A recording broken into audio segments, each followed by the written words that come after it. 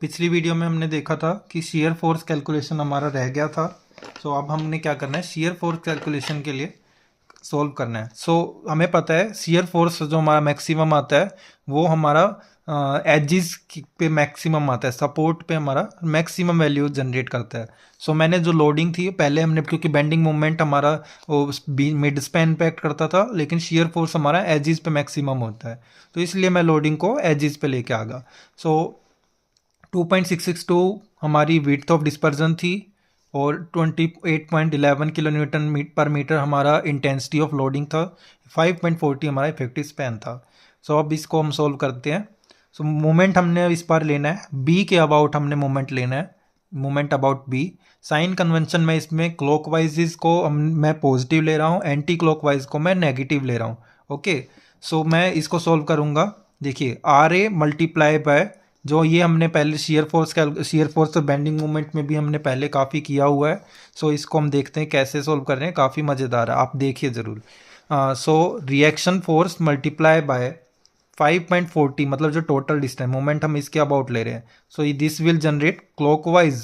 ठीक है, clockwise moment मैंने पॉजिटिव लिया तो क्लॉकवाइज पॉजिटिव, माइनस माइनस क्यों, इंटेंसिटी ऑफ लोडिंग मैंने जब आपको बताया था 28.11। अगर आप उसको ऐसे कंसीडर करना चाहते हो तो आप वैसे भी ले सकते हो।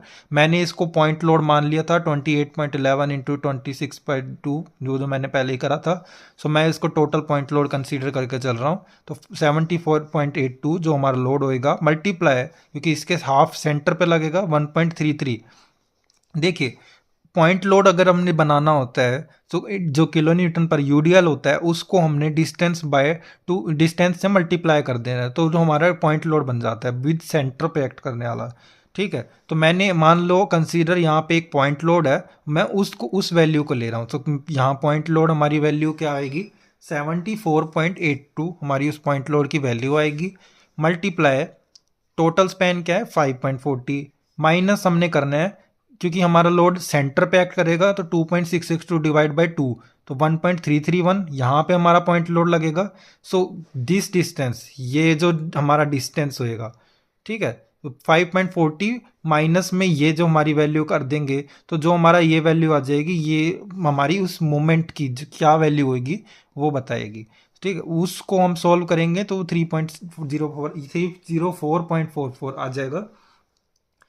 आ रही यहाँ से हमारी वैल्यू आ जाएगी 56.38 किलो न्यूटन, मतलब कि इस वाले केस में जो हमारी रिएक्शन फोर्स होएगी at R A, this will equal to 56.38 kilo newton. R B हमारी कैसी आ जाएगी, total load minus R A, W में से आर ए घटा देंगे, मतलब कि जो 74.82 था उसमें से हमने आर ए को माइनस कर दिया। आर ए माइनस करा तो हमारी आर बी की वैल्यू आ गई 17.82 किलो न्यूटन, जो कि सही भी है अगर आप देखें, क्योंकि लोड हमारा लेफ्ट साइड एक्ट कर रहा है, तो लेफ्ट साइड एक्ट कर रहा है तो वहाँ पे हमारी रिएक्शन फोर्स की वैल्यू ज़्यादा आएगी, जहाँ पे हमारी लोड एक्ट ही नहीं कर रहा तो वहाँ पे हमारी वैल्यू कम आएगी।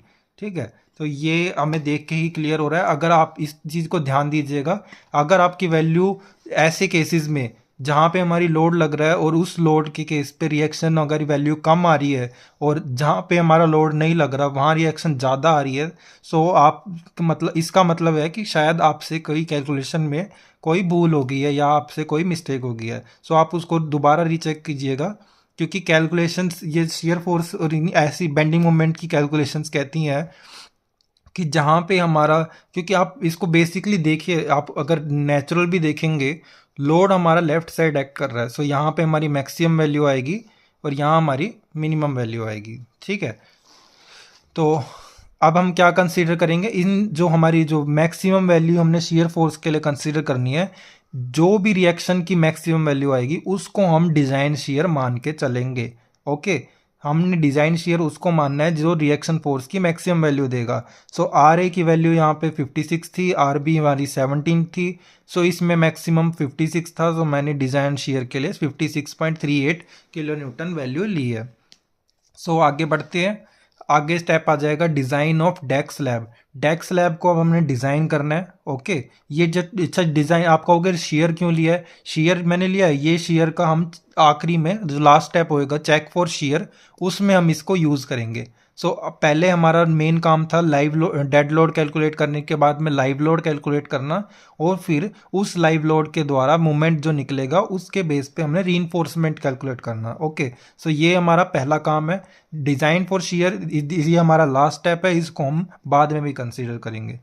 सो डिज़ाइन ऑफ डेक स्लैब, तो हमें एज पर IS 1786 जो हमारा कोड है वो कहता है M25 कंक्रीट और FE415 स्टील के लिए, जो कि हमारे गिवन था कंडीशन में, वो कहता है सिग्मा CBC बाय जो हमारी वैल्यू होती है करेक्टरिस्टिक्स कंप्रेसिव स्ट्रेंथ कह लो, वो होती है हमारी 25 नहीं परमिसिबल, सॉरी करेक्टरिस्टिक नहीं, sorry permissible shear stress value.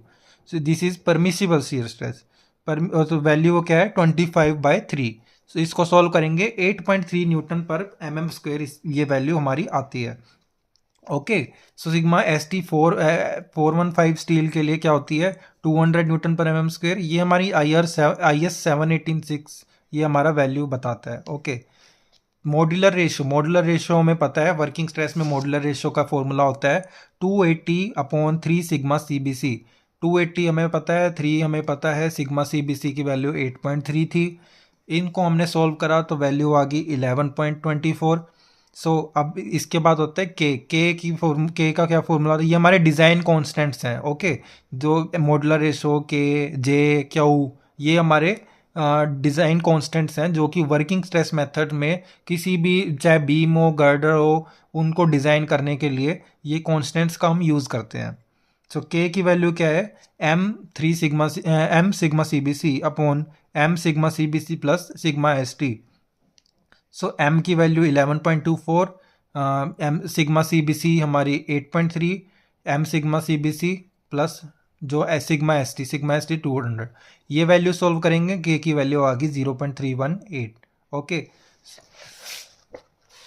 सो इसके बाद जे होता है, जे का फॉर्मूला होता है 1 - k/3। के की वैल्यू जो हमारी आई 0.318 डिवाइड बाई 3 वैल्यू पुट करेंगे, सो जे की वैल्यू आ गई 0.894। अब जो हमारा क्यू होता है वो होता है 1/2 मतलब हाफ सिग्मा CBC जे मल्टीप्लाई के।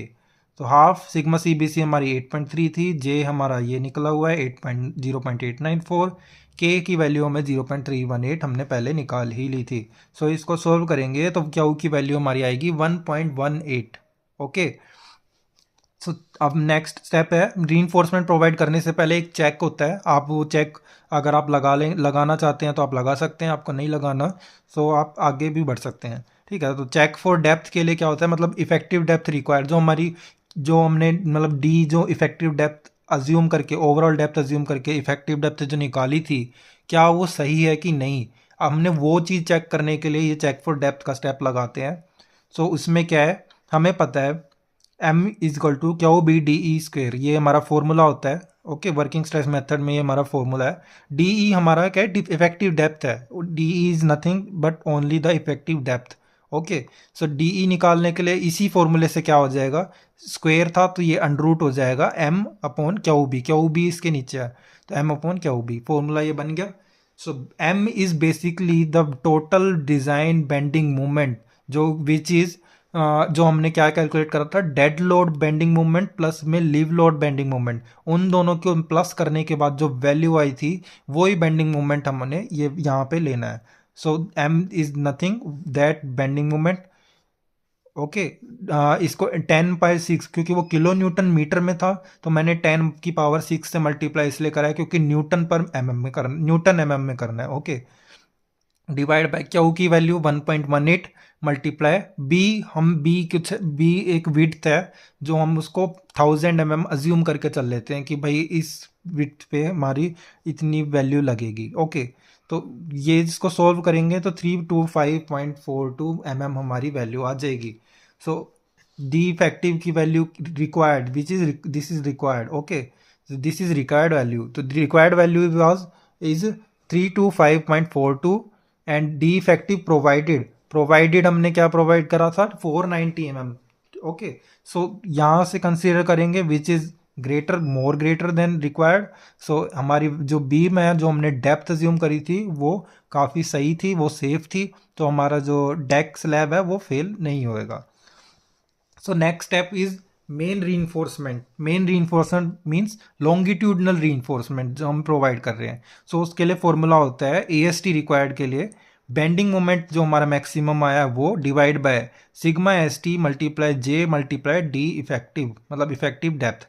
बेंडिंग मोमेंट 124.96 इंटू 10⁶, क्योंकि न्यूटन mm में करना है, डिवाइड बाय सिग्मा ST की वैल्यू 200 थी, J हमें पता है 0.894, डी इफेक्टिव हमने प्रोवाइड करा हुआ था, ओके 490। सो यहाँ पे वैल्यू देखेंगे तो AST रिक्वायर्ड की वैल्यू आ जाएगी 1426.28 mm²। अब हम अज्यूम कर लेते हैं 20 mm डाया बार प्रोवाइड कर रहे हैं। सो एरिया ऑफ 1 बार क्या होएगा, π/4 इंटू D²। डी हमारा 20 था, 20 का स्क्वायर। इसको सॉल्व करेंगे सो वैल्यू हमारी आएगी 314.16 mm²।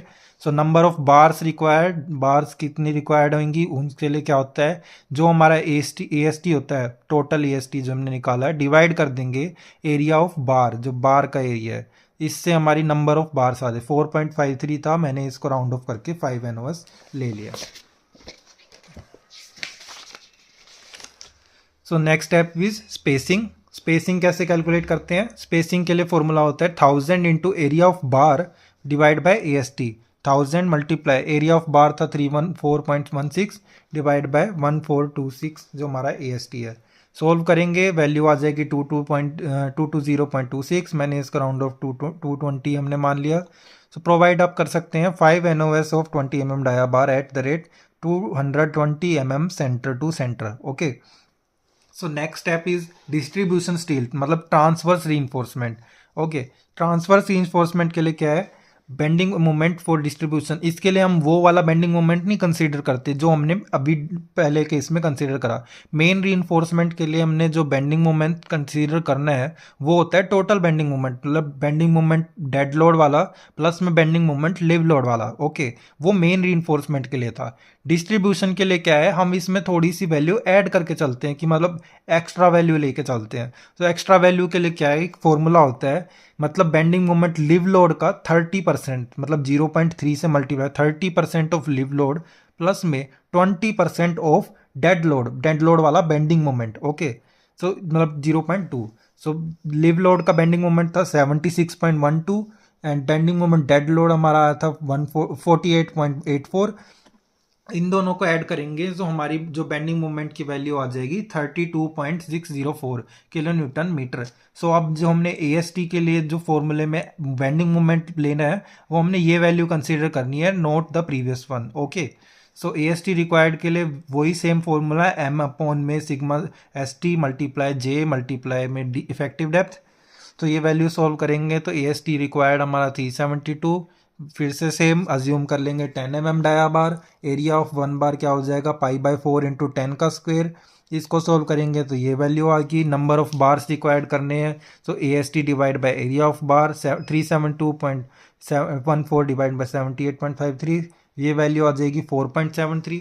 इसको मैंने राउंड ऑफ करके 5 NOS ले लिया है। तो स्पेसिंग हमारी क्या हो जाएगी 1000 into area of bar divide by total AST।